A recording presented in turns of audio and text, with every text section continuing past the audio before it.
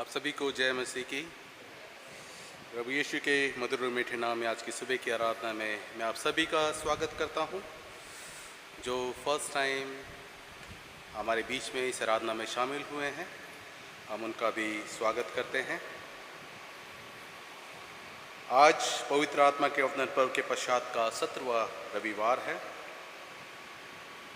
और आज के दिन के लिए हमारा विषय है कि दैनिक जीवन के लिए क्रूस की शिक्षा। और परमेश्वर का वचन हमसे कहता है कि तुम्हारे मन के नए हो जाने से तुम्हारा चाल चलन भी बदलता जाए, ताकि तुम परमेश्वर की भली और भावती और सिद्ध इच्छा अनुभव से मालूम करते रहो। आइए प्रभु की महिमा करते हुए आराधना का पहला गीत गाएंगे। गीत नंबर 1105, तूने किया मुझे प्यार।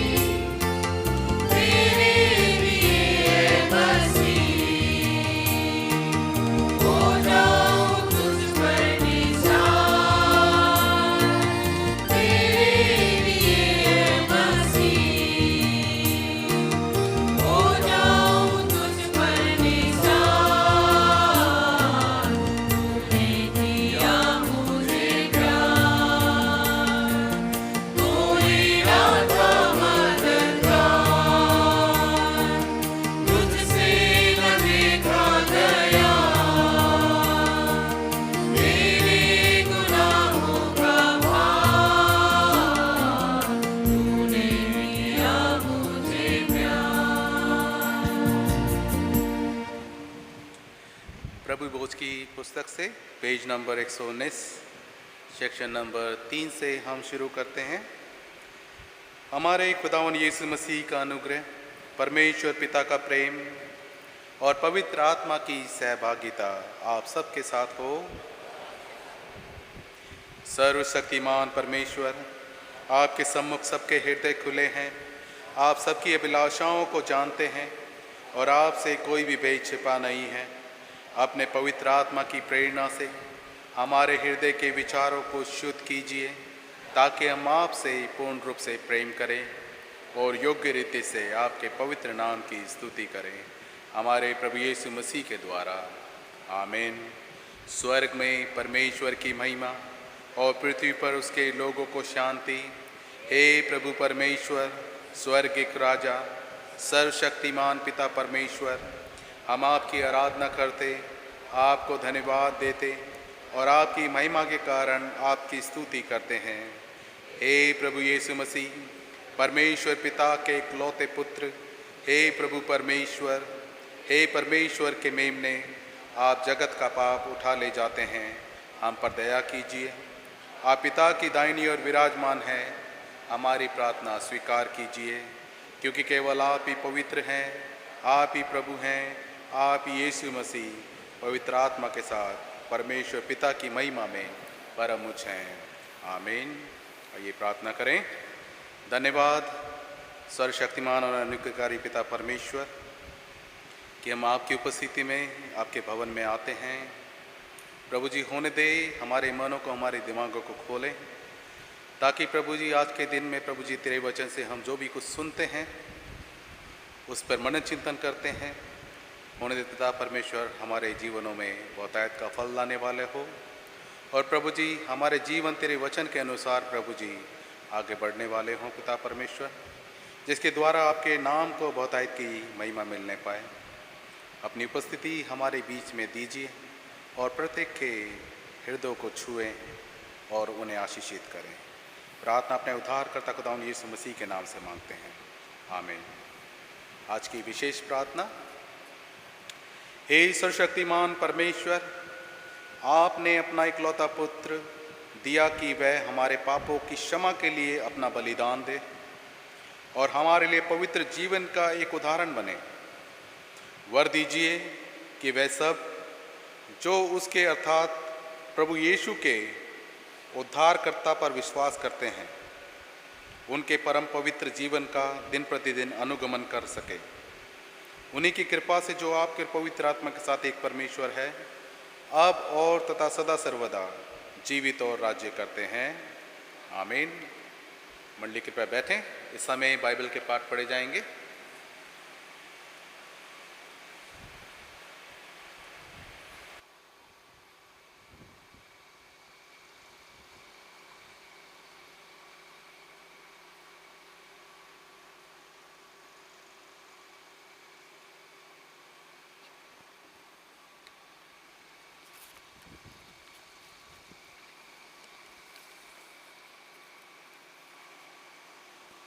आज का पहला पाठ वचन गिनती नामक पुस्तक अध्याय 11 से 11, वचन 16 से 17, फिर 24 से 26। यहोवा ने मूसा से कहा, इस्राएलियों के पुरानियों में से 70 ऐसे पुरुषों को मेरे पास इकट्ठे कर, जिनको तू जानता है कि वे मेरी प्रजा के पुरानिए और उनके सरदार हैं, और मिलाप वाले तंबू के पास ले आ कि वे तेरे साथ वहाँ खड़े हों। तब मैं उतर कर तुझसे वहाँ बातें करूँगा, और जो आत्मा तुझ में है उसमें से कुछ लेकर उसमें समाऊँगा, और वे इन लोगों का भार तेरे संग उठाए रहेंगे, और तुझे उनको अकेले उठाना ना पड़ेगा। अब 24 से 26 तक। तब मूसा ने बाहर जाकर प्रजा के लोगों को यहोवा की बातें कह सुनाई, और उनके पुरानियों में से 70 पुरुष इकट्ठे करके तंबू के चारों ओर खड़े किए। तब यहोवा बादल में से होकर उतरा, और उसने मूसा से बातें की, और जो आत्मा उसमें था उसमें से लेकर उन 70 पुरानियों में समा दिया। और जब वह आत्मा उसमें आया तब वह नबूवत करने लगे, फिर और कभी ना की। परंतु 2 मनुष्य छावनी में रह गए थे, जिसमें से एक का नाम एल्दद और दूसरे का नाम मेदद था। उसमें भी आत्मा आया और वह भी उन्हीं में से थे जिनके नाम लिख लिए गए थे, पर तंबू के पास ना गए और वह छावनी में ही नबूवत करने लगे। तब किसी ने जवान ने दौड़कर मूसा को बतलाया कि एल्दद और मेदद छावनी में नबूवत कर रहे हैं। ये प्रभु का वचन है। प्रभु इस वचन को पढ़े और सुने जाने पे सभी को आशीष दे। आमीन।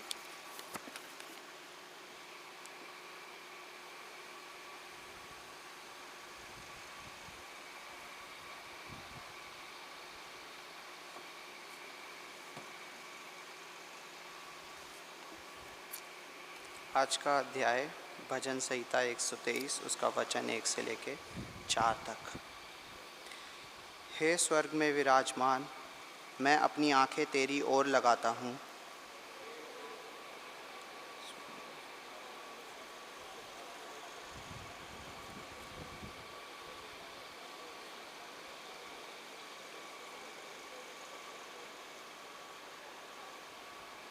हम पर अनुग्रह कर, हे यहोवा, हम पर अनुग्रह कर, क्योंकि हम अपमान से बहुत भर गए हैं।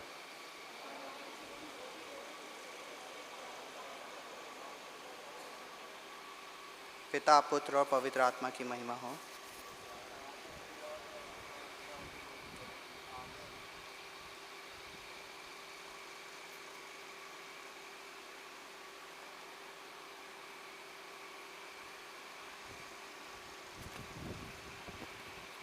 आज का दूसरा पाठ लिया गया है 1 कुरिन्थियों उसका 3 अध्याय उसकी 1 से 9 फिर 18 से 23।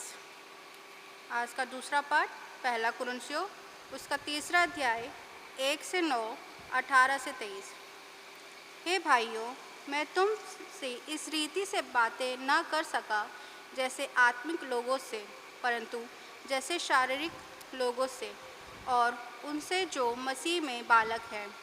मैंने तुम्हें दूध पिलाया और न खिलाया, क्योंकि तुम उसको नहीं खा सकते थे, वरन अब तक भी नहीं खा सकते हो, क्योंकि अब तक शारीरिक हो। इसलिए कि जब तुम में डाह और झगड़ा है, तो क्या तुम शारीरिक नहीं और क्या मनुष्य की रीति पर नहीं चलते? क्योंकि जब एक कहता है मैं पौलुस का हूँ और दूसरा कहता है मैं अपोलोस का हूँ, तो क्या तुम मनुष्य नहीं? अपोलोस क्या है और पौलुस क्या है? केवल सेवक जिसके द्वारा तुमने विश्वास किया। जैसे हर एक को प्रभु ने दिया, मैंने लगाया, अपोलोस ने सींचा, परंतु परमेश्वर ने बढ़ाया। इसलिए ना तो लगाने वाला कुछ है और ना सींचने वाला, परंतु परमेश्वर ही सब कुछ है जो बढ़ाने वाला है। लगाने वाला और सींचने वाला दोनों एक है, परंतु हर एक व्यक्ति अपने ही परिश्रम के अनुसार अपने ही मजदूरी पाएगा, क्योंकि हम परमेश्वर के सहकर्मी हैं। तुम परमेश्वर की खेती और परमेश्वर की रचना हो। कोई अपने आप को धोखा ना दे। यदि तुम में से कोई इस संसार में अपने आप को ज्ञानी समझे तो मूर्ख बने कि ज्ञानी हो जाए, क्योंकि इस संसार का ज्ञान परमेश्वर के निकट मूर्खता है। जैसे लिखा है, वे ज्ञानियों को अपनी चतुराई में फंसा देता है। और फिर प्रभु ज्ञानियों के विचारों को जानता है कि वे व्यर्थ है। इसलिए मनुष्य पर कोई घमंड ना करे, क्योंकि सब कुछ तुम्हारा है। क्या पौलुस, क्या अपोलोस, क्या कैफा, क्या जगत, क्या जीवन, क्या मरण, क्या वर्तमान, क्या भविष्य, सब कुछ तुम्हारा है और तुम मसीह के हो और मसीह परमेश्वर का है। यह परमेश्वर का कलाम है। इसके पढ़े और सुन जान पर आशीष। आमीन।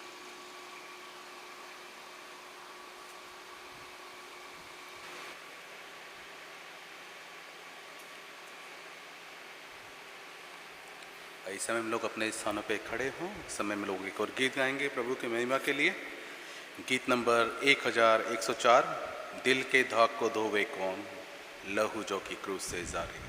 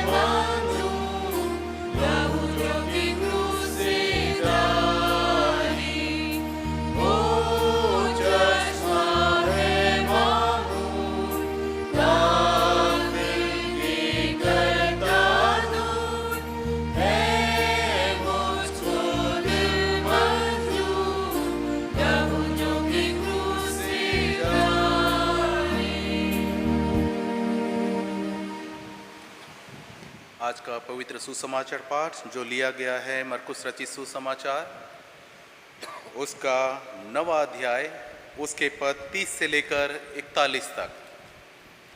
हे प्रभु यीशु ख्रीस्त, आपकी महिमा हो। वचन में ऐसा लिखा है, फिर वे वहाँ से चले और गलील में होकर जा रहे थे। वह नहीं चाहता था कि कोई जाने, क्योंकि वह अपने चेलों को उपदेश देता और उनसे कहता था, मनुष्य का पुत्र मनुष्यों के हाथों में पकड़वाया जाएगा और वे उसे मार डालेंगे और वह मरने के 3 दिन बाद जी उठेगा। पर यह बात उनकी समझ में नहीं आई और वे उससे पूछने से डरते थे। फिर वे कफरनहूम में आए और घर में आकर उसने उनसे पूछा, रास्ते में तुम किस बात पर विवाद कर रहे थे? वे चुप रहे, क्योंकि मार्ग में उन्होंने आपस में यह वाद विवाद किया था कि हम में से बड़ा कौन है। तब उसने बैठकर 12 को बुलाया और उनसे कहा, यदि कोई बड़ा होना चाहे तो सबसे छोटा और सबका सेवक बने। और उसने एक बालक को लेकर उनके बीच में खड़ा किया और उसे गोद में लेकर उनसे कहा, जो कोई मेरे नाम से ऐसे बालकों में से किसी एक को भी ग्रहण करता है वो मुझे ग्रहण करता है, और जो कोई मुझे ग्रहण करता है वे मुझे नहीं वरन मेरे भेजने वाले को ग्रहण करता है। तब यूहन्ना ने उससे कहा, हे गुरु, हमने एक मनुष्य को तेरे नाम से दुष्ट आत्माओं को निकालते देखा और हम उसे मना करने लगे, क्योंकि वह हमारे पीछे नहीं हो लेता था। यीशु ने कहा, उसको मत मना करो, क्योंकि ऐसा कोई नहीं जो मेरे नाम से सामर्थ का काम करे और जल्दी से मुझे बुरा कह सके, क्योंकि जो हमारे विरोध में नहीं वह हमारी ओर है। जो कोई एक कटोरा पानी तुम्हें इसलिए पिलाए कि तुम मसीह के हो, तो मैं तुमसे सच कहता हूँ कि वह अपना प्रतिफल किसी रीति से ना खोएगा। ये क्रिस्त का सुसमाचार है। हे प्रभु यीशु क्रिस्त, आपकी स्तुति हो।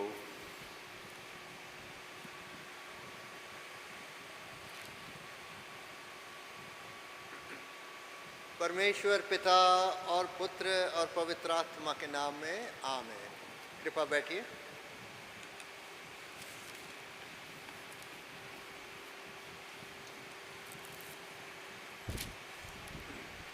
आज हमारे ध्यान चिंतन का विषय है क्रूस से हम क्या क्या चीज़ें सीख सकते हैं, लेसन्स फ्रॉम क्रॉस। वो चीज़ें जो हैं रोज़मर्रा की ज़िंदगी में हम क्रूस से क्या सीख सकते हैं। हमारे सामने एक प्रभु का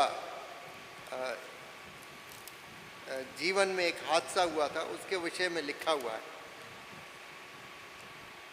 और उसमें प्रभु जो है जेरूसलम की तरफ यात्रा कर रहे हैं।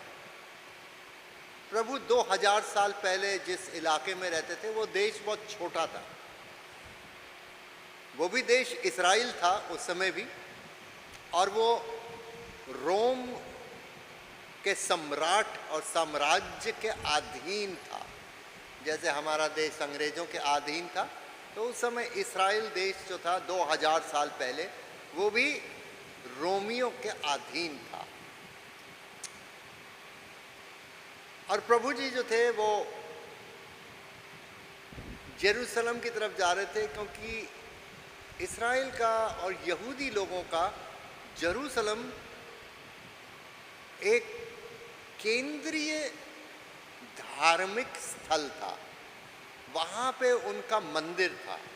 अगर आप बाइबल का पुराना नियम पढ़ें, इस नियम के अनुसार परमेश्वर के लोग, इस्राइल के लोग सिर्फ एक ही जगह अपना मंदिर बना सकते हैं और कहीं नहीं बना सकते, सिर्फ एक जगह, और वो है जेरूसलम में। और उस मंदिर में पशु बलिदान की व्यवस्था करनी पड़ती है। अभी वो मंदिर है नहीं, वो मंदिर को तोड़ दिया गया था करीब 1800 साल पहले। रोमियों के अधिकार में उसे भी तोड़ दिया गया था। क्योंकि वहाँ पे सरकार को लगा कि बगावत होने लगी है, कुछ ऐसे लोग उस मंदिर पे कब्जा कर रहे हैं जिनको, और वहाँ से काम कर रहे हैं जो कि शासन के विरुद्ध है। 2000 साल बहुत पुराना समय होता है, 1800 साल भी बहुत पुराना समय होता है। लेकिन जब उस समय के हम इतिहास पढ़ते हैं, और ख़ास तौर से ये बाइबल का इतिहास, वहाँ पर क्या हो रहा था, ये बाइबल जिस समय लिखी गई उसका बाहर का भी इतिहास पढ़ना पड़ता है कि बाइबल किस माहौल में लिखी जा रही थी, कौन शासन कर रहा था, देश में क्या हो रहा था, उनके उस माहौल में क्या हो रहा था। तो ऐसा लगता है जैसे कि आज के भी समय में जो चीज़ें होती हैं वो 2000 साल पहले भी ऐसे ही होता रहता था। उसी तरीके से सरकार पेश आते थे, उसी तरीके से बगावतें होती थीं, उसी तरीके से लोग अपने राष्ट्रों को मांगते थे, उसी तरीके से एक देश दूसरे देश के ऊपर राज करने लगता था, उसको कब्जा कर लेते थे, युद्ध होते थे। ये सब पुराने वक्तों में भी होता था। इस माहौल में जब प्रभु जेरूसलम के तरफ जा रहे हैं, ये उनकी अंतिम यात्रा थी, और शायद बहुत से उनके चेलों को ये समझ में नहीं आ रहा था कि प्रभु अंतिम यात्रा कर रहे हैं, क्योंकि दो चीज़ें थीं। शायद उसके जो शिष्य थे और उसके साथ जो लोग जुड़ गए थे, वो सोचते थे कि प्रभु अब सारी अपने देश में, इस्राएल देश में अपना राज्य और सरकार कायम करेंगे, और रोमी सरकार को, जो विदेशी सरकार है, उसको भगा देंगे, और हमारा देश आज़ाद हो जाएगा, हमें अपना राजा मिलेगा। और प्रभु यीशु मसीह की जो वो थी परिवार था, वो दाऊद के परिवार का था। दाऊद इस्राएल देश का राजा 3000 साल पहले था, तो प्रभु यीशु मसीह उस वंश से थे जिसे 1000 साल बीत चुके थे। और लोगों को, उनको लगा, उसके शिष्यों को, लोगों को, कि ये जो है सही इंसान है जो हमारा राजा बने, सम्राट बने और हमारे लिए सरकार बनाए, हुकूमत बनाए और विदेशियों को यहाँ से हटा दे। उन दिनों लोकतंत्र का कोई लोगों को अंदाजा नहीं था। देश जो थे वो राजाओं पे चलते थे, लोकतंत्र नहीं चलता था उन दिनों, पुराने वक्तों में। लोकतंत्र हमारे ज़माने में आया है, पुराने वक्तों में नहीं। तो ये जो लोग आगे जा रहे हैं, तो आपस में उसके शिष्य बातचीत भी कर रहे हैं, और प्रभु ने सुन लिया ये क्या कर रहे हैं, बातचीत कर रहे हैं। तो उन्होंने बुलाया उनको और उनसे पूछा उन्होंने कि तुम रास्ते में क्या बातचीत कर रहे थे। और वो चुप हो गए, क्योंकि क्या बातचीत कर रहे थे वो आपस में, कि हम में से सबसे बड़ा कौन है। उन्हें लग रहा था कि जब हमारे स्वामी, हमारे प्रभु अपनी सरकार बनाएंगे और हम उनके सबसे करीब हैं 12 लोग, तो हमको भी बहुत अच्छा स्थान और स्तर और सब मिलेगा। तब प्रभु उनसे कहते हैं कि इस तरीके का अपने दिल में ख्याल रखना कि हमें ऊंचा जगह मिले, ऊंचा स्तर मिले, ऊंचा औहदा मिले, ये अच्छी बात नहीं है। प्रभु उनको समझाना चाहते थे कि जो मसीहा है, जिसका बाइबल में जिक्र है, वो मैं हूं। और मसीहा जो है वो दुनिया पर राज नहीं करता, वो दुनिया के लोगों के दिलों पर राज करता। पहली चीज। दूसरी चीज, जो मसीहा है उसको मरना पड़ता है, मरना पड़ता है। और किसके लिए? अपने लिए नहीं, लेकिन दूसरों के लिए उसको अपना प्राण अर्पित करने पड़ते।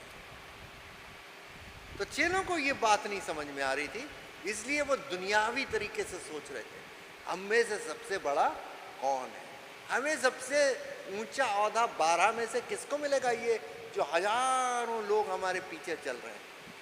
और प्रभु अभी यरूशलेम जा रहे हैं, राजधानी, तीर्थ स्थान, मंदिर का शहर, और वहां पे राज कायम होगा। लेकिन प्रभु को पता था कि वो वहां पे सरकार बनाने नहीं जा रहे हैं। सरकार तो वो बनेगी लोगों के दिल और दिमाग में, इस्राएल में नहीं लेकिन सारी दुनिया में राज बनेगा, लोगों के दिल और दिमाग में, किसी क्षेत्र में नहीं। और प्रभु को पता था कि वो लोगों को छुड़ाने आए तो सिर्फ इस्राएल कौम को नहीं, यहूदा के कबीले को नहीं, सारी दुनिया को वो छुड़ाने आए। वो बताना चाहते थे अपने चेलों को कि इंसान जो गुलाम है वो रोमी साम्राज्य का, ब्रिटेन साम्राज्य का, यूनानी साम्राज्य का, मिस्र के साम्राज्य का, इनका गुलाम नहीं होता। ये तो सियासत है, पॉलिटिक्स है। आज ये देश है, कल ये देश खत्म हो जाए। ब्रिटेन के लिए क्या कहते थे, इसका सूरज कभी डूबता ही नहीं है। इतना बड़ा साम्राज्य है, एक दुनिया के कोने से लेके दूसरे दुनिया तक कोने के, इतना बड़े साम्राज्य का सूरज कभी डूबता ही नहीं है। ब्रिटेन का साम्राज्य गायब हो गया। अब उनको खुद ही डर लग रहा है कि हमारा जो छोटा सा टापू बचा है यही ना खत्म हो जाए किसी दिन, इतने ज्यादा लोग अंदर घुसते जा रहे हैं। ये दुनिया की हकीकत है। दुनिया का कोई सम्राट और साम्राज्य और राज और सरकार हमेशा की नहीं होती है। और प्रभु कहते हैं उन लोगों से कि देखो इस बच्चे से सीखो, तुम जो इस बच्चे के साथ अगर इसको अपनाओगे तो तुम मुझे अपनाओगे। तो उसका कहने का क्या मतलब था कि तुम लोग ये मत सोचो कि हमें औधा क्या मिलेगा।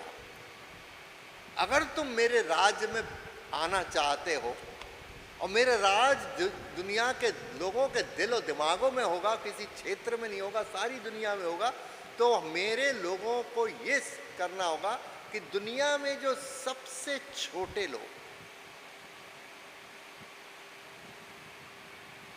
सबसे पिछड़े लोग और खोए हुए योग, the least, the last and the lost, इन लोगों को तुम अपनाओ, उनका कल्याण करो, उनको ऊपर उठाओ, उनको गले से लगाओ,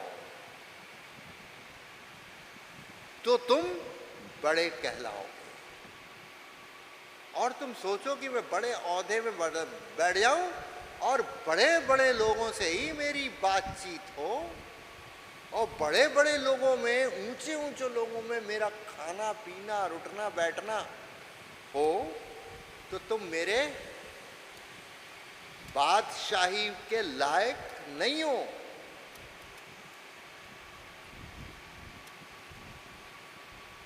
इससे पहले कि हमारे सामने इंजील पढ़ी जाती, हमने पुराना नियम पढ़ा, विर्द पढ़ा, और विर्द में, पुराने नियम में हमने मूसा की एक कहानी पढ़ी। प्रभु मूसा से कहते हैं खुदावन यीशु मसीह के आने से 2000 साल पहले और चले जाएंगे, और भी पुरानी कहानी है।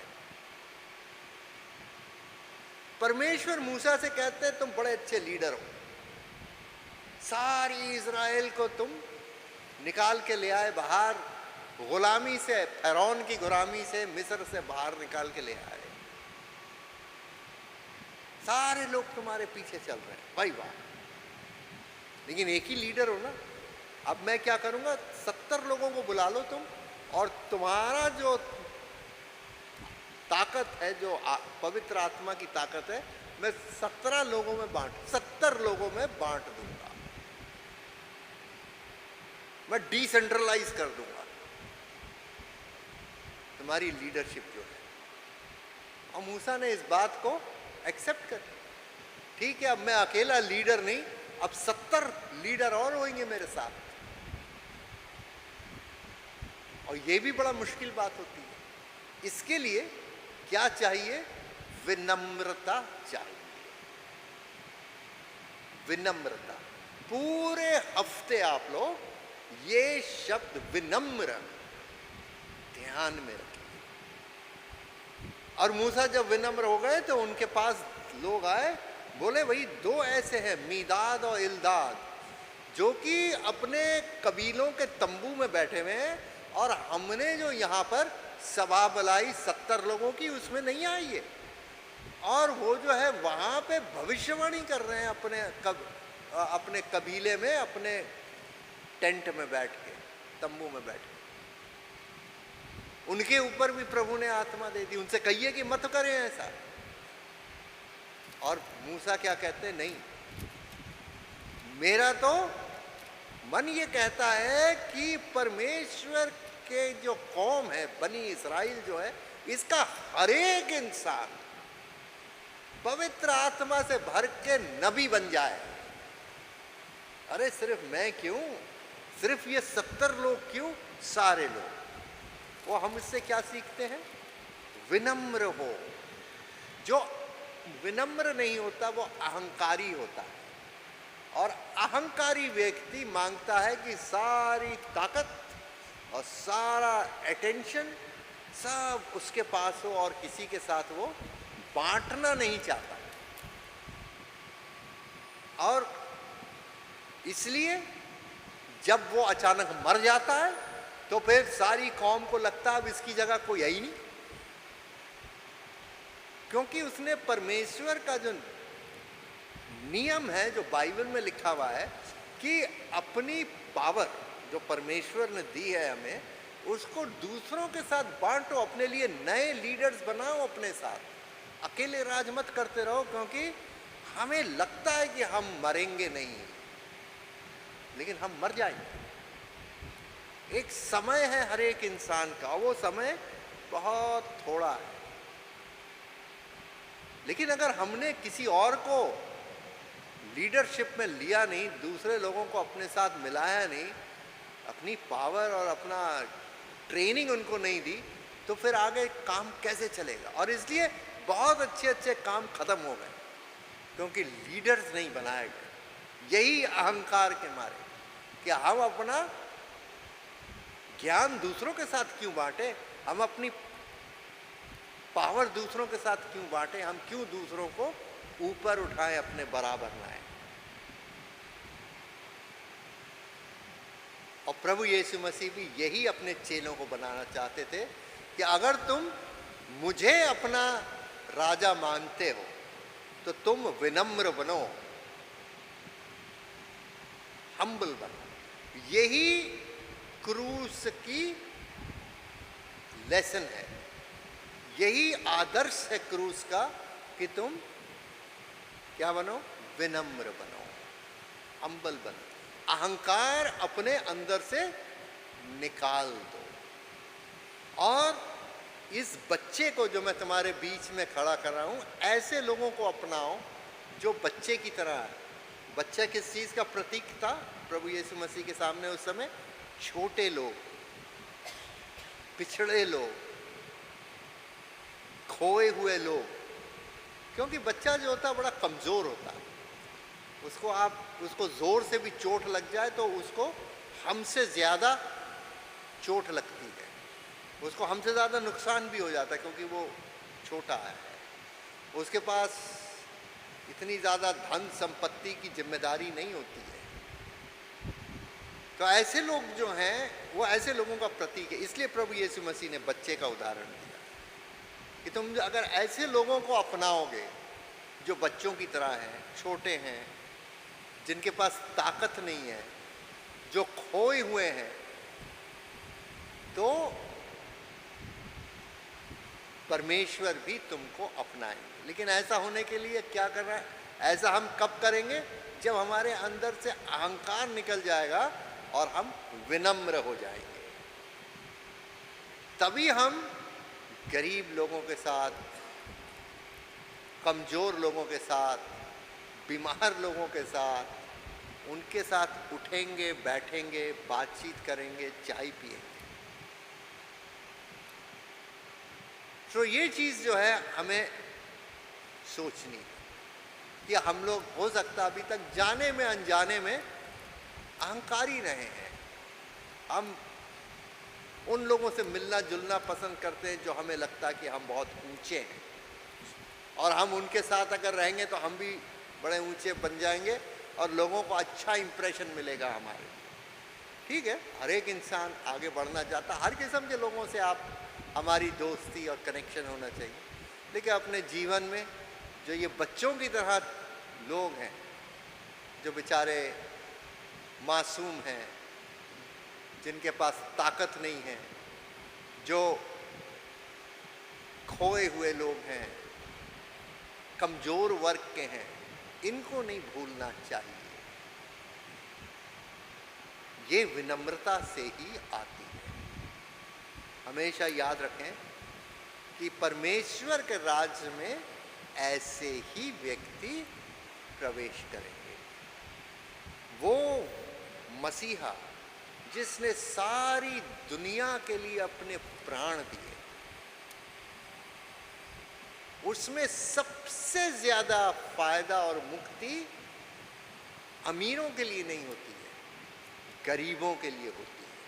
क्योंकि ये गरीब इंसान, एक छोटा इंसान, एक कमजोर इंसान, उसी को मसीहा की जरूरत होती है। लेकिन इंसान पैसे से और पढ़ाई से कितना ही अमीर हो, लेकिन वो भी कमजोर होता है। और इसलिए संत पौलुस कहते हैं सबने पाप किया है और परमेश्वर की महिमा से रहित हैं, रोमियो 6।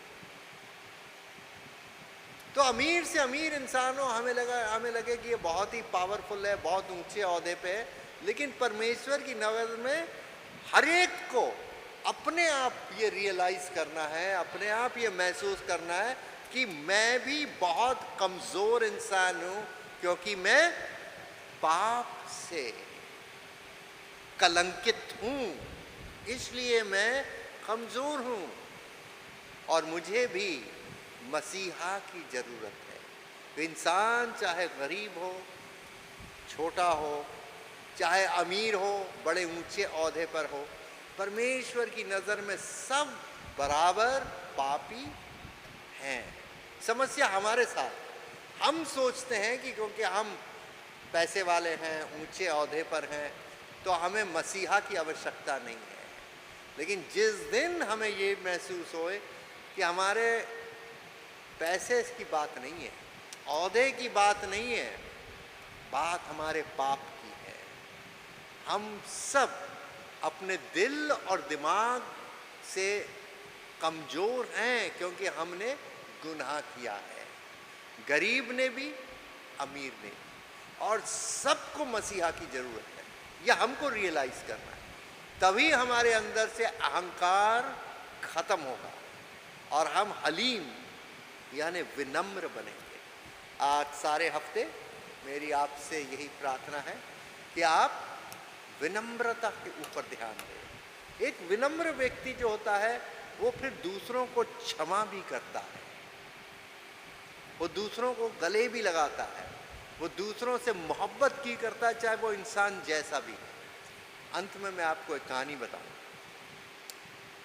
एक ऐसा देश है दुनिया में जहाँ पे नागरिकों को अस्त्र शस्त्र रखने का पूरा अधिकार है। अब उस देश का मैं नाम नहीं लूँगा। अखबारों में अक्सर, न्यूज़ में अक्सर आ जाता है कि वहाँ पे गोली चल गई, वहाँ पे गोली चल गई, और वो पकड़ा गया, वो स्कूल में घुस गया, उसने बच्चों को के ऊपर गोली चला दी, उसने इधर गोली चला दी, उधर होता रहता है वहाँ पे। तो उस देश के एक कहानी है कि एक पार्टी चल रही थी होटल में, उसमें बहुत से नौजवान थे उस पार्टी में जिनको बुलाया गया था और वो एंजॉय कर रहे थे। उसमें से 2 लड़के थे, एक का नाम जॉनसन था, एक का नाम ओशिया था। वो दोनों लड़कों में अचानक लड़ाई हो गई, मतलब बहस होते होते वो लड़ाई हो गई, वो एक्साइटेड हो गए। अब वो ओशिया ने अपने अपने ऐंठ में उसने अपनी बंदूक निकाली और गोली मार दी और मर गया जॉनसन। और फिर उसके बाद वो सब अरेस्ट हो गए, वो सब। ओशिया को फिर सजा मिल गई, 15 साल की सजा मिल गई उसे कि इसने जानबूझ के नहीं होश हवास खो दिया पार्टी में, और फिर बहस हो गई, फिर लड़ाई, फिर उसके बाद गोली चला दी। लेकिन जॉनसन की माँ, जिसका नाम मेरी था, वो उसको बहुत ही दुख हुआ, रंज हुआ, क्योंकि ये परिवार और ये लड़के एक दूसरे को जानते थे, ये दोस्त थे, ये नहीं कि ये अजनबी कोई थे, कि आपस में जान। और ये उसकी माँ उसको क्षमा नहीं कर पा रही थी, माफ नहीं कर पा रही थी कि इस लड़के ने मेरे लड़के की हत्या कर दी, उसे गोली मार दी।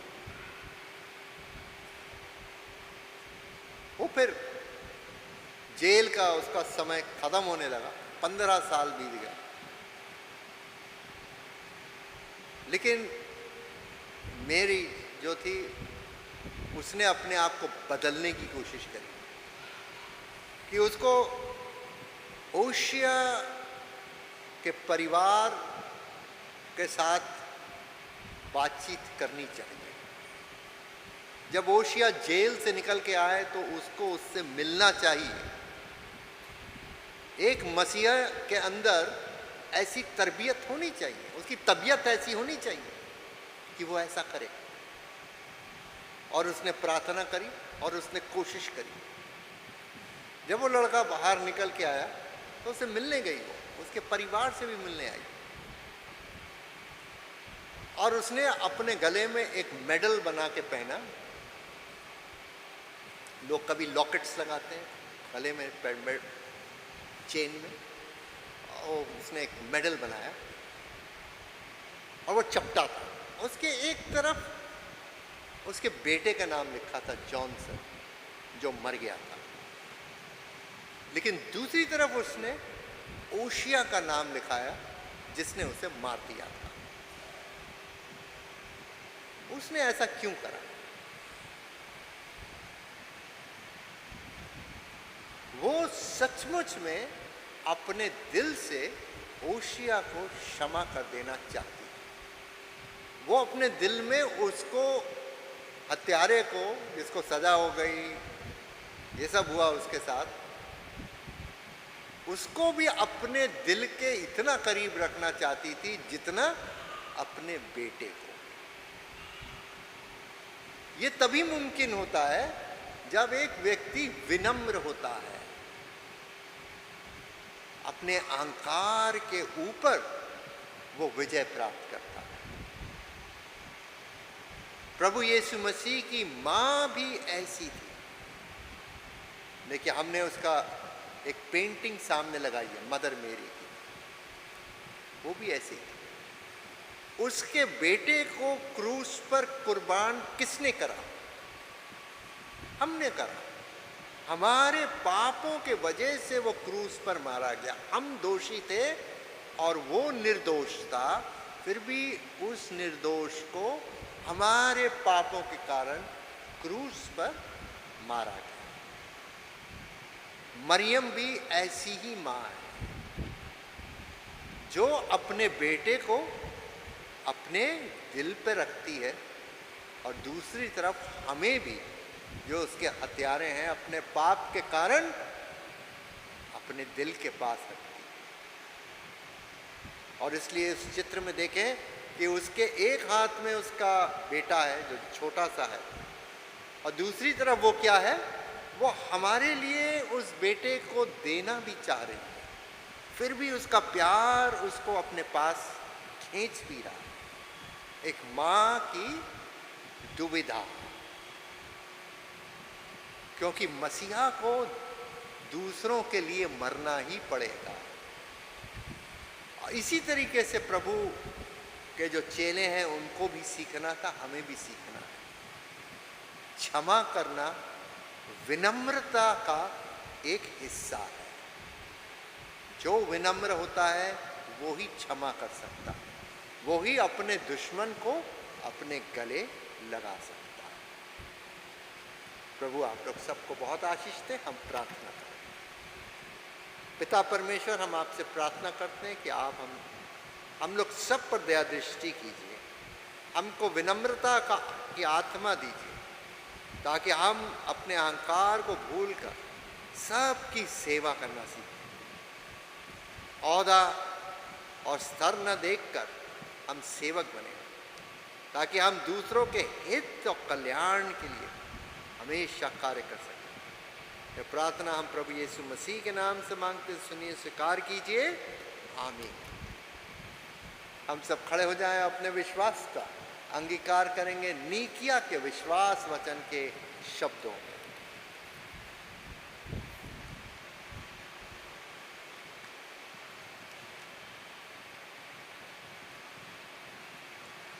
प्रभु भोज की पुस्तक पेज 122।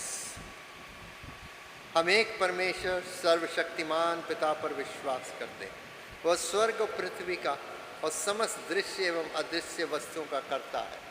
हम एक प्रभु यीशु मसीह पर विश्वास करते हैं। वो पुत्र का इकलौता पुत्र, सर्वयुगों से पहले पिता से उत्पन्न, परमेश्वर से परमेश्वर, ज्योति से ज्योति, सत्य परमेश्वर से सत्य परमेश्वर, ऋत नहीं वरन उत्पन्न है। उनका और पिता का तत्व एक है। उन्हीं के द्वारा सब वस्तुएं बनी। हम मनुष्यों के लिए और हमारे उद्धार के निमित्त वस्तु कराए। पवित्र आत्मा के सामर्थ्य से वह कुंवारी मरियम से जन्मे और मनुष्य बने। पिलातुस पिलातुस के शासन में वह हमारे चढ़ाए गए। उन्होंने दुख भोगा, वो मरे और गाड़े गए। पवित्र शास्त्र के कथन के अनुसार वह तीसरे दिन जी उठे। वह स्वर्ग पर चढ़ गए और पिता की दाहिनी ओर विराजमान हुए। वह जीवितों और मृतकों का न्याय करने के लिए महिमा के साथ फिर आवेंगे और उनके राज्य का कभी अंत न होगा। हम पवित्र आत्मा पर विश्वास करते हैं। वो प्रभु और जीवन दाता है। वो पिता और पुत्र से निकलता है। पिता और पुत्र के साथ उनकी आराधना और स्तुति की जाती है। वो नबियों के द्वारा बोले, हम एक पवित्र सार्वलौकिक और प्रेरित कलीसिया पर विश्वास करते हैं। हम पापों की क्षमा के लिए एक बपतिस्मे को मानते हैं।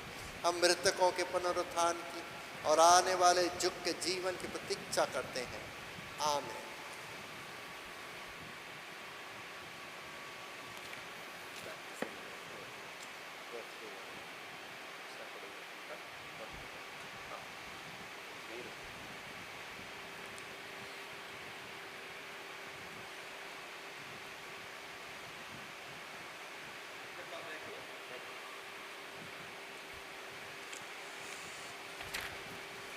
सूचनाएं। कल जो है हमारे चर्च के यूथ की ओर से कल फुटबॉल टूर्नामेंट ऑर्गेनाइज़ किया गया था, जिसमें 8 टीमों ने हिस्सा लिया और इसमें कुकी जो चर्च के जो लोग हैं उन्होंने जो है कि उन जवानों ने इस टूर्नामेंट को जो है उनका फाइनल उन्होंने जीता है। तो आप भी जो है कि जवानों को मोटिवेट करते रहें कि खासकर जब इस तरीके के प्रोग्राम होते हैं तो वो ज़ोर शोर से जो है कि इसमें अपना हिस्सा लें। कल के दिन हमारी फास्टिंग प्रेयर थी और जिन्होंने भी इसमें पार्टिसिपेट किया है उन सभी को हम लोग धन्यवाद देते हैं। कृपया WFCS की महिलाएं कृपया इस तारीख को याद रखें। 2 अक्टूबर को WFCS का जो है AGM है, तो कृपया इस 2 अक्टूबर को जो है कि आप याद रखें। और हमारे यूथ के जो लोग हैं, जवान लोगों की भी AGM 6 अक्टूबर को है, जो रिसोर्स सेंटर में होगी, जो डायसीजन रिसोर्स सेंटर में। तो जो भी यूथ के जो मेंबर हैं कृपया इस डेट को याद रखेंगे। इसमें आप जाके पार्टिसिपेट करें। और हमारी चर्च की एजीएम की डेट जो है 20 अक्टूबर को है, तो कृपया इस डेट को भी याद रखें। इलेक्ट्रोल रोल जो है कि पब्लिश किए जाएंगे। यदि आप में से किसी के भी यदि ड्यूज़ यदि बाकी हैं जो मेंबरशिप फ़ंड के, तो कृपया उसको आप क्लियर कर दीजिए। और फिर उसके बाद जो है कि आपका इलेक्टोरल बोर्ड पे जो है कि आपका नाम वहाँ पे देखा जाएगा, आप देख लीजिएगा उसको, जिसमें नॉमिनेशन की डेट्स इसमें दी गई है 3 अक्टूबर कि आप उसमें नॉमिनेशन फाइल कर सकते हैं 3 अक्टूबर को। नॉमिनेशन की लास्ट डेट जो है वो 12 अक्टूबर की है, और लास्ट डेट जो उसमें से यदि आप में से कोई नाम विड्रॉल करना चाहता है तो उसकी 14 अक्टूबर को आप विड्रॉल कर सकते हैं। और हमारे पास्टरेट कमेटी की मीटिंग जो है कि 16 अक्टूबर को होगी, जिसमें स्क्रूटनी की जाएगी। और 20 अक्टूबर को जब हमारी एजीएम होगी तो जितने भी जो कैंडिडेट्स हैं उनको जो है कि वहाँ पे प्रेजेंट किया जाएगा। बीते समय से हम लोग ये अनाउंसमेंट कर रहे हैं कि हमारे जो सीपीएमएफ की जो अपडेटिंग करने के लिए, रिकॉर्ड को अपडेट करने के लिए परिवार के प्रत्येक सदस्य की जो है कि पासपोर्ट साइज़ की सॉफ्ट कॉपी आप खींच के जो है कि ऑफिस में आप भेज दीजिए। आपके फ्लायर में आपके इसमें व्हाट्सअप नंबर दिया हुआ है, ताकि इसको हम लोग प्रॉपर तरीके से अपडेट कर सकें। हमारी लास्ट संडे की ऑफरिंग 71,743 रुपये रही। और हमारा विशेष जो है कि सूचना हमारे हिंदी कलीसिया के डायमंड जुबली प्रोग्राम के लिए, जो 10 नवंबर को जो है कि मनाया जाएगा। तो आपसे गुजारिश है कि आप अपनी प्रार्थनाओं में इस प्रोग्राम को याद रखें, और 10 तारीख को भी जो है कि आप याद रखें, आप जो है कि इसमें शामिल हो, बढ़ चढ़ के अपना हिस्सा लें, और जो है कि अपना भरपूर योगदान इसके लिए दें, ताकि इस प्रोग्राम को सफल बनाया जा सके। इस समय हम लोग जो सबने अपना जन्मदिन या शादी की सालगिरह मना रहे हैं, यदि आप में से कोई यहाँ पर उपस्थित है तो कृपया अपनी जगह पे आप खड़े हो जाएं। फादर मोनोदेव आपके लिए प्रार्थना करेंगे। जो भी अपना जन्मदिन या शादी की सालगिरह इस हफ्ते मना रहे हैं, यदि आप में से कोई यहाँ उपस्थित है तो आप अपनी जगह पर खड़े हो सकते हैं।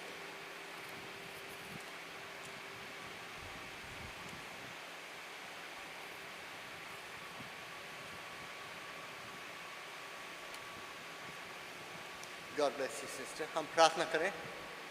प्रभु जी, हम अपनी इस बहन के लिए प्रार्थना करते हैं जो इस यहाँ पर इस समय उपस्थित हैं, उन सारे लोगों के लिए जो अपनी सालगिरह और अपने जन्मदिन मना रहे हैं। आप उन सबको अपनी आशीषों से परिपूर्ण करें। आप इनको भी, अपनी इस बेटी को ताकत दें, इनको हर किस्म की बीमारी मोहताजी से बचा के रखें, और दिन प्रतिदिन इनको अपने शरण में बनाए रखें। इन्हें खुशी इनायत करें और अपने आत्मा से इनको परिपूर्ण रखें। ये प्रार्थना हम प्रभु यीशु मसीह के नाम से मांगते, सुनिए, स्वीकार कीजिए। आमीन। God bless you sister. God bless you.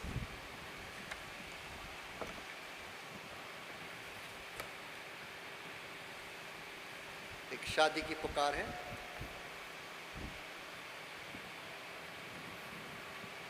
मैं सेंट माइकल्स चर्च जंगपुरा पास्टरीय क्षेत्र के तुषार रिचर्ड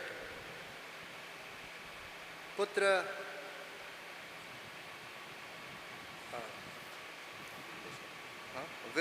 विमलेश खन्ना, रेवरेंड विमलेश खन्ना, और brown craft community church New York के पास्टरीय क्षेत्र के की नवेदिका पुत्री क्या नाम है, भजन लाल के विवाह की सूचना देता हूँ। यदि आप में से कोई व्यक्ति ऐसा उचित कारण जानता है जिससे इन दोनों की विवाह में जोड़ा जाना विधि सम्मत ना हो, तो वो इस मंडली के और या अपनी मंडली के प्रभारी पुरोहित को लिखित रूप में सूचित करें। यह विवाह की पहली पुकार है। हम तुषार और निवेदिका के लिए प्रार्थना करें। हे हमारे पिता परमेश्वर, हम तुषार और निवेदिका के लिए आपकी आशीष मांगते हैं। ये चाहते हैं कि विवाह के द्वारा ये दोनों जोड़े जाएं। हम प्रार्थना करते हैं कि आप इनको पवित्र विवाह के लिए तैयार करें और इनके जीवन भर इनका मार्गदर्शन करते रहें। हमारे प्रभु यीशु मसीह के द्वारा, आमीन।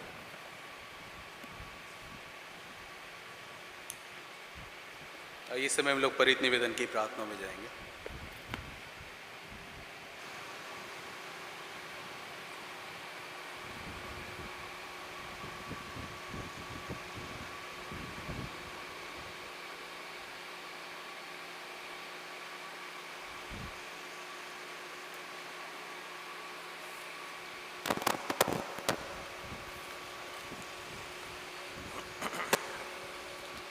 हम परमेश्वर को उसकी भलाई के लिए धन्यवाद दें और साथ ही हम समस्त संसार तथा कलीसिया के लिए प्रार्थना करें। हे सर्वशक्तिमान परमेश्वर, स्वर्गीय पिता, आपने अपने पुत्र प्रभु यीशु मसीह के द्वारा यह प्रतिज्ञा की है कि यदि हम विश्वासपूर्वक प्रार्थना करेंगे तो आप हमारी प्रार्थना सुनेंगे। हम संसार के समस्त राष्ट्रों के लिए प्रार्थना करते हैं। आज चर्च उन सभी पीड़ितों के साथ खड़ा है जो जीवन जीने के लिए संघर्ष कर रहे हैं, विशेषकर रूस, यूक्रेन, इज़राइल, फिलिस्तीन और पूरे मध्य अफ्रीका के क्षेत्रों के लिए। और आज हमारा विशेष ध्यान युद्ध प्रभावित पीड़ितों को न्याय दिलाने के लिए।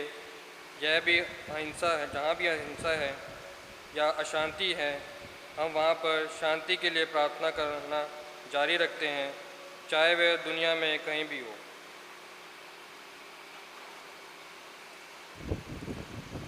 हे प्रभु, संसार के समस्त देश के नेताओं में शांति के सच्चे प्रेम को प्रज्वलित करें और सभी राष्ट्रों को सभी लोगों की भलाई के लिए बुद्धिमानी से सलाह लेने के लिए उनका मार्गदर्शन करें, विशेषकर उन लोगों का जो आर्थिक या जातीय कारणों से प्रवास के लिए मजबूर हैं। हे दयावान प्रभु, हमारी प्रार्थना सुनिए। हे प्रभु, हम अपने भारत देश के लिए प्रार्थना करते हैं।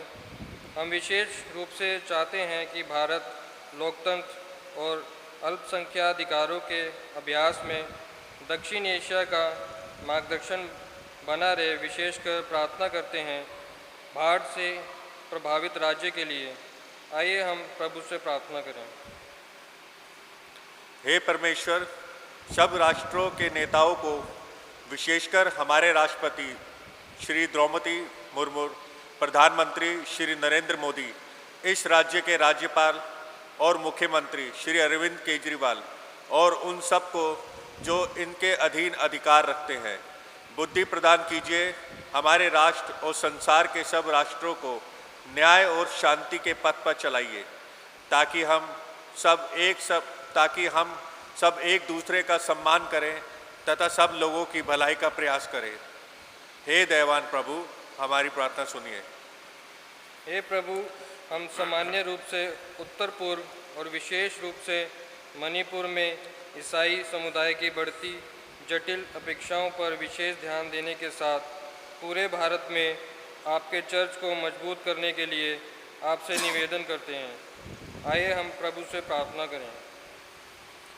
हे प्रभु, हम आपके सेवक विजय, हमारे मॉडरेटर, दक्षिण भारत के चर्च के Ruben moderator, Marthoma metropolitan church के थियोडोर सर, हमारे बिशप पॉल, साथ ही हमारे प्रेस्बिटर्स का मार्गदर्शन करें, ताकि वे शब्द और अच्छे उदाहरण के द्वारा आपके झुंड की सेवा कर सके। हे परमेश्वर, मसीह के कार्य को जारी रखने और उसको आगे बढ़ाने के लिए अपनी कलीसिया को शक्ति दीजिए कि हम और मसीह के सब मानने वाले आपके सत्य में एक हो जाए, आपके प्रेम में इकट्ठे रहें और संसार में आपकी महिमा को प्रकट करें। हे दयावान प्रभु, हमारी प्रार्थना सुनिए। हे प्रभु, हमारी पृथ्वी को आपके उपहार के रूप में संजोने में हमारी मदद करें। भले ही मध्यम वर्ग की जीवन शैली हमारे पर्यावरण से अधिक प्रभावित हो। आइए हम प्रभु से प्रार्थना करें। प्रार्थना करते हैं अपने पड़ोसियों के लिए, अपने साथ काम करने वालों के लिए, अपने परिवारों और मित्रों। हे परमेश्वर, हम पर, हमारे परिवारों और मित्रों पर, हमारे पड़ोसियों एवं हमारे साथ काम करने वाले सब पर कृपा कीजिए कि हम एक दूसरे की सेवा द्वारा आपकी सेवा कर सकें और एक दूसरे से ऐसे प्रेम करें जैसे हम आपसे प्रेम करते हैं। हे दयावान प्रभु, हमारी प्रार्थना सुनिए।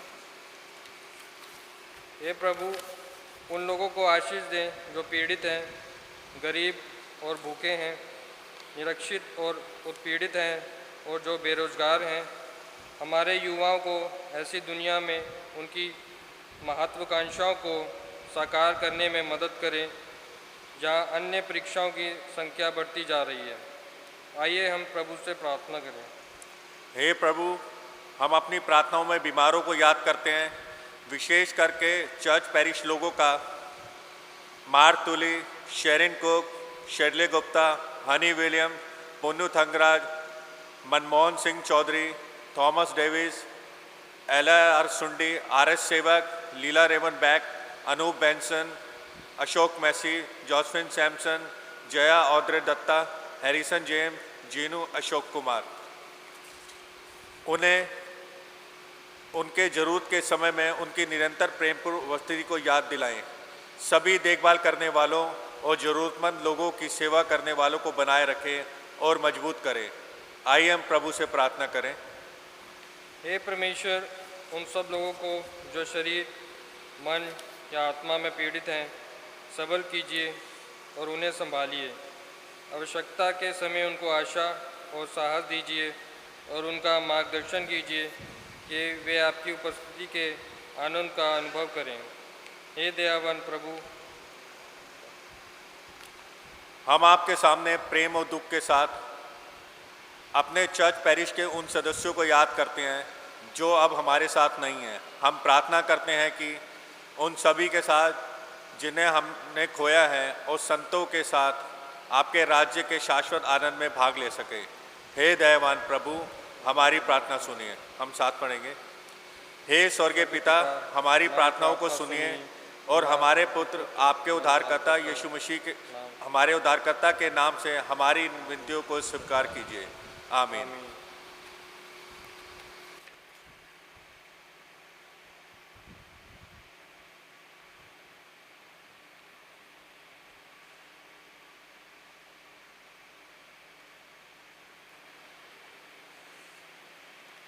आइए इस समय हम लोग पाप स्वीकरण की प्रार्थना में हम लोग जाएंगे। जब मैं प्रभु भोज की पुस्तक में पेज नंबर 129 पर हमें मिलता है, सेक्शन नंबर 17 से हम लोग प्रार्थना करते हैं।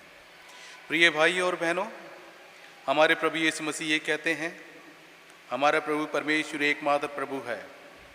तो प्रभु अपने परमेश्वर को अपने संपूर्ण हृदय, संपूर्ण प्राण, संपूर्ण बुद्धि और संपूर्ण शक्ति से प्रेम कर, ये पहली आज्ञा है।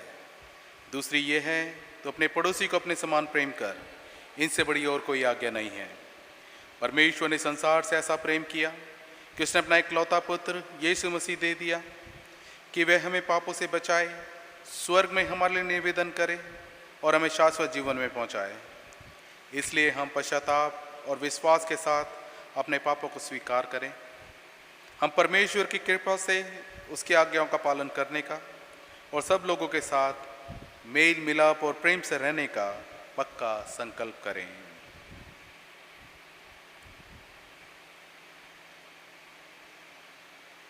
हम सब एक साथ कहें, हे सर्वशक्तिमान परमेश्वर, हमारे स्वर्गीय पिता, हमने मन, वचन और कर्म से आपके विरुद्ध और एक दूसरे के विरुद्ध पाप किया है। हमने अपनी अज्ञानता और दुर्बलता के कारण और जानबूझकर भी बुराई की है और भलाई करने में असफल रहे हैं। इन सब पापों के लिए हम सचमुच दुखी हैं और अंतःकरण से पश्चाताप करते हैं।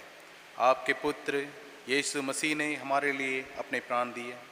उन्हीं के कारण हमने जो पाप किए हैं उनको क्षमा कीजिए और ये वर दीजिए कि भविष्य में हम नया जीवन पाकर सदा आपकी सेवा करें, ताकि आपके पवित्र नाम की महिमा हो। आमीन।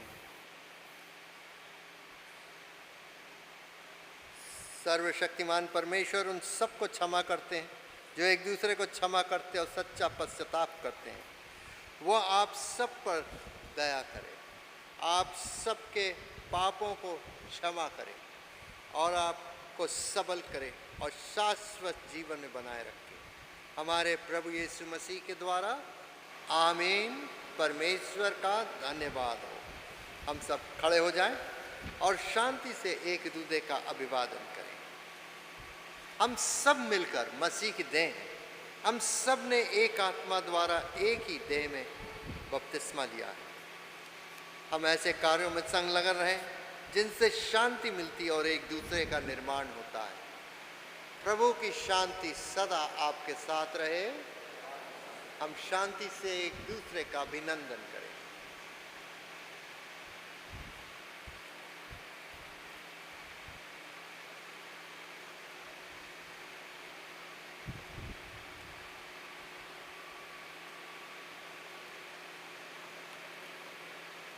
आइए समय हम लोग प्रभु की महिमा के लिए गीत गाएंगे। गीत नंबर 1126, और इस गीत के दौरान हदिया लिया जाएगा।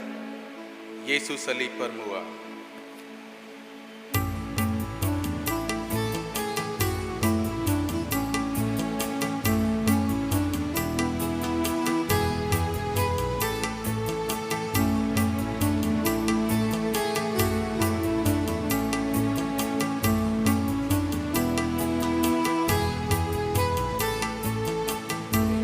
सलीब पर हुआ मेरे लिए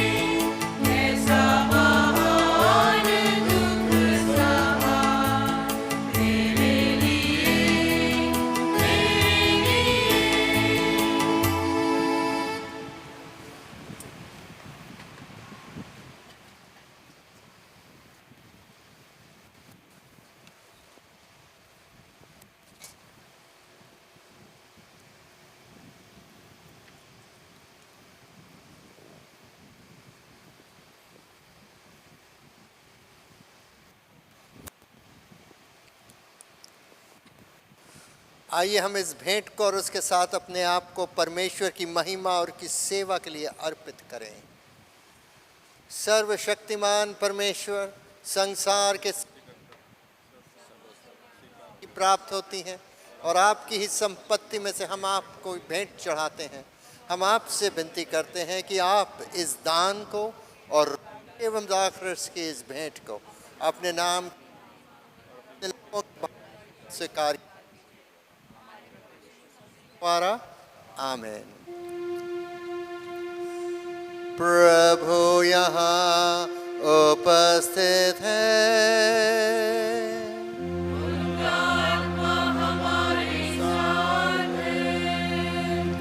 अपना हृदय प्रभु में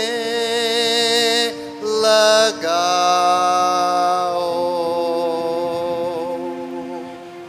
हम उसको प्रभु में लगाते हैं। हम अपने प्रभु परमेश्वर को धन्यवाद दें। उनका धन्यवाद और स्तुति करना उचित है। हे पवित्र पिता, स्वर्गिक राजा, सर्वशक्तिमान और शाश्वत परमेश्वर, ये उचित ही नहीं वरन हमारा कर्तव्य और आनंद भी है कि हम हर समय और हर जगह आपके इकलौते पुत्र हमारे प्रभु यीशु मसीह के द्वारा आपको धन्यवाद दें और आपकी स्तुति करें। वही आपका सत्य और जीवित वचन है। उसी के द्वारा आपने आदि से सब वस्तुओं की सृष्टि की और हमें अपने स्वरूप में बनाया।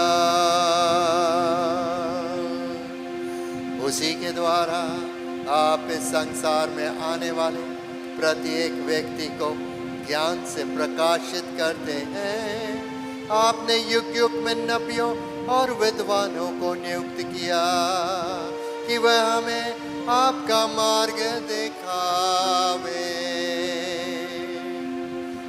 उसी के द्वारा आपने हमें पाप के बंधन से मुक्त किया है।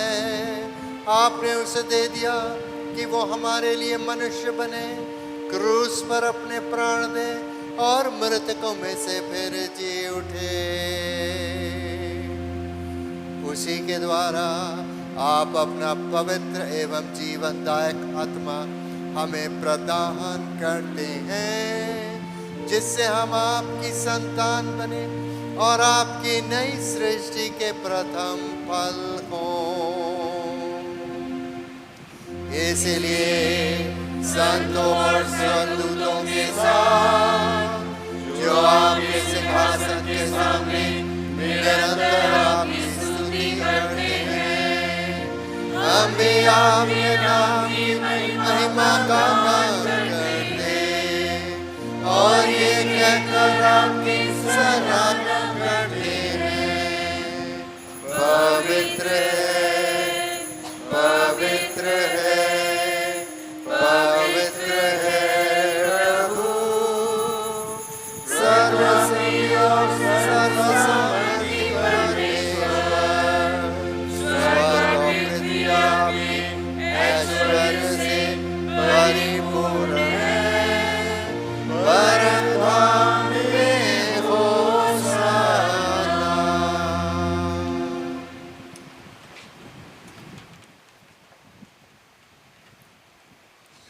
इस स्वर्गिक पिता अपने पुत्र हमारे उद्धारकर्ता यीशु मसीह के द्वारा हमारे इस स्तुति गान को स्वीकार कीजिए।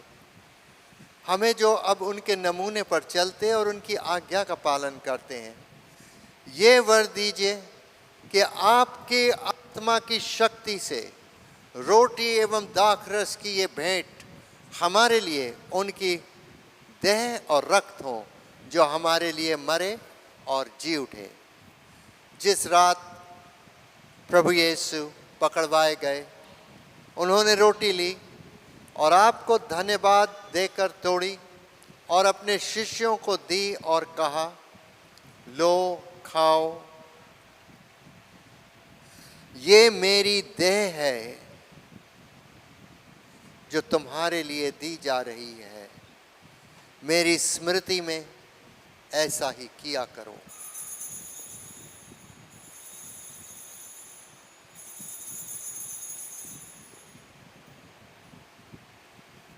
इसी प्रकार भोजन के अंत में उन्होंने कटोरा लिया और आपको धन्यवाद देकर उनको दिया और कहा, तुम सब इसमें से पीओ, क्योंकि नई वाचा का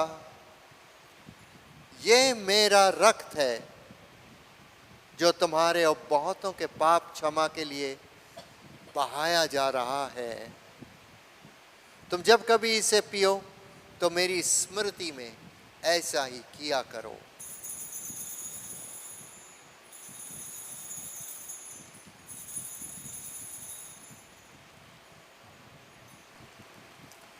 इसीलिए हे स्वर्गिक पिता, आपके पुत्र की स्मृति में हम इस रोटी और इस दाखरस को इस अनुष्ठान के लिए अलग करते हैं। हम उसके क्रूस पर एक ही बार अर्पित सलीब बलिदान को, उसके मृतकों में से पुनरुत्थान को और स्वर्ग में उसके आरोहण को आनंद से मनाते और घोषित करते हैं। हम उसके महिमा सहित आने की प्रतीक्षा करते हैं। हमारे लिए मरे, क्रिस्त जीवते हैं, क्रिस्त फिर आवेंगे। इसीलिए हे दयालु पिता, कि हमारे महापुरोहित के द्वारा धन्यवाद एवं स्तुति की हमारी इस बलि को स्वीकार कीजिए, और जब आपकी ईश्वरीय महिमा की उपस्थिति में हम इन पवित्र उपहारों को खाते और पीते हैं, तब आप हमें अपने आत्मा के द्वारा नवजीव प्रोत्साहित कीजिए और अपने पुत्र हमारे प्रभु यीशु मसीह की देह से हमें संयुक्त कीजिए। उसी के साथ और उसी में और उसी के द्वारा पवित्र आत्मा की सामर्थ्य से हे सर्वशक्तिमान पिता, उन सब के साथ जो पृथ्वी पर और स्वर्ग में आपके सम्मुख उपस्थित रहते हैं, हम आपकी आराधना करते और अनंत स्तुति का गीत गाते हैं। धन्यवाद और आराधना, महिमा और दया, युगानुयुग आपके ही हैं।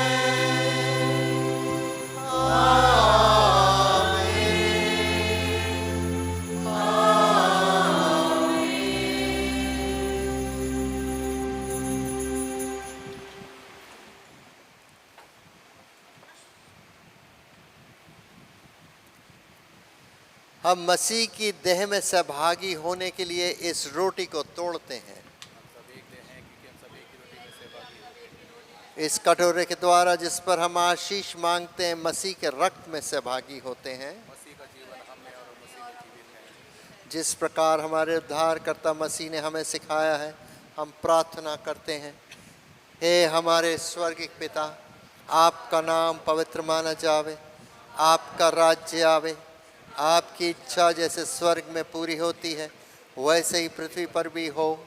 आप हमारे दिन भर की रोटी आज हमें दीजिए। आप हमारे अपराधों को क्षमा कीजिए जैसे हमने अपने अपराधियों को क्षमा किया है। आप हमें परीक्षा में मत डालिए, परंतु बुराई से बचा लीजिए, क्योंकि राज्य, पराक्रम और महिमा अब और सदा सर्वदा आपके ही हैं। आमीन। हम इस पवित्र सैक्रमेंट को ग्रहण करने के लिए अपने आप को तैयार करें और आप मेरे लिए भी प्रार्थना करें कि प्रभु मेरे पापों का लेखा न ले, बल्कि मेरी सब कमजोरियों को क्षमा करें। तो और हम लोग सब की इस भेंट को अपने सिंहासन के सामने ग्रहण योग्य मान कर स्वीकार करें। इसलिए मेरे बहनों और भाइयों, आप मेरे साथ मिलकर ये प्रार्थना करें। हे दयामय प्रभु, हम आपकी धार्मिकता पर नहीं परंतु आपकी बड़ी और बहुविध दया पर भरोसा करके अपनी की इस मेज के पास आने का साहस करते हैं। हम तो इस योग्य भी नहीं कि जो चूर चार आपकी मेज पर से गिरते हैं उन्हें चुने, पर आप वही प्रभु हैं जिनका स्वभाव सदा दया करना है। इसीलिए हे कृपालु प्रभु, हमको ये वर दीजिए कि आपके प्रिय पुत्र यीशु मसीह के देह और रक्त को हम ऐसा ग्रहण करें कि हमारी देह और आत्मा जो पाप से अशुद्ध हो गई हैं, उनकी अमूल्य देह और रक्त से शुद्ध हो जाए, और हम उनमें और वो हम में सदा सर्वदा निवास करें। आमीन। धन्य है वो जो प्रभु के नाम में आता है, परम धाम में होसैना। हे यीशु परमेश्वर के मेमने, हम पर दया कीजिए। हे यीशु हमारे पापों हम पर दया कीजिए। हे यीशु संसार के मुक्तिदाता, हमें अपनी शांति प्रदान कीजिए।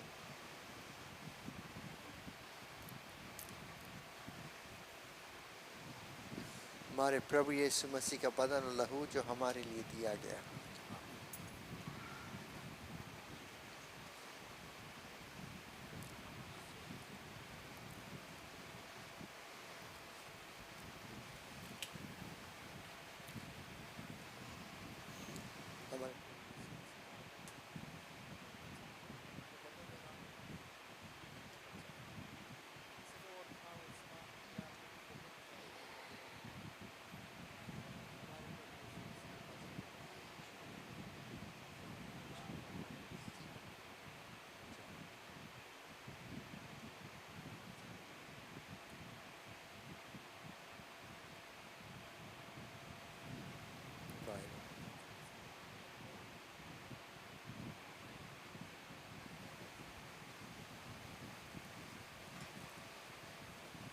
विश्वास के साथ पास आओ।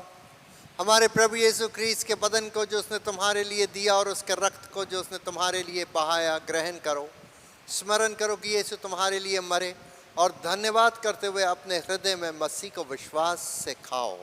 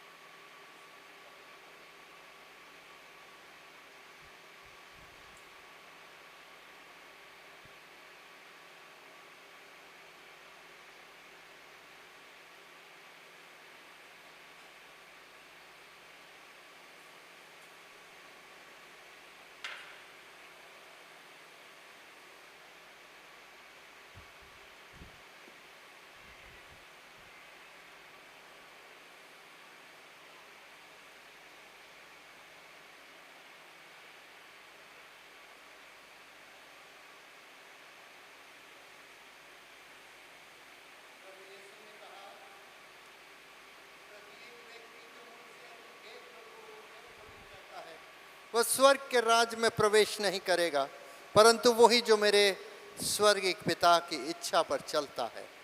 हमने इस पवित्र सैक्रामेंट को विश्वास के साथ ग्रहण किया, इसलिए हम परमेश्वर को धन्यवाद दें।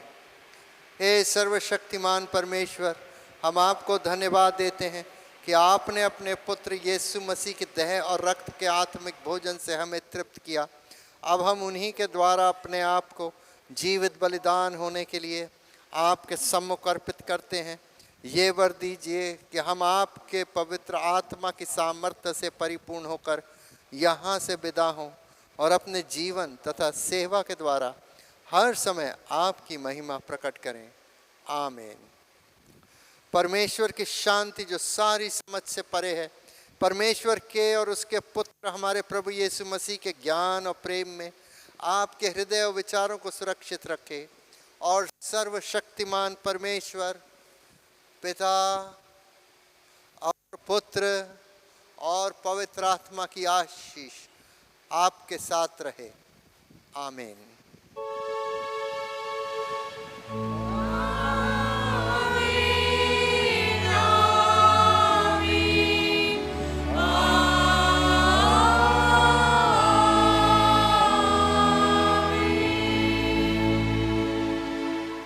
शांति से पूर्ण होकर जाओ, प्रभु से प्रेम करो और उसकी सेवा में लगे रहो। हम अपनी आराधना का अंतिम भजन गाएंगे, नंबर 661।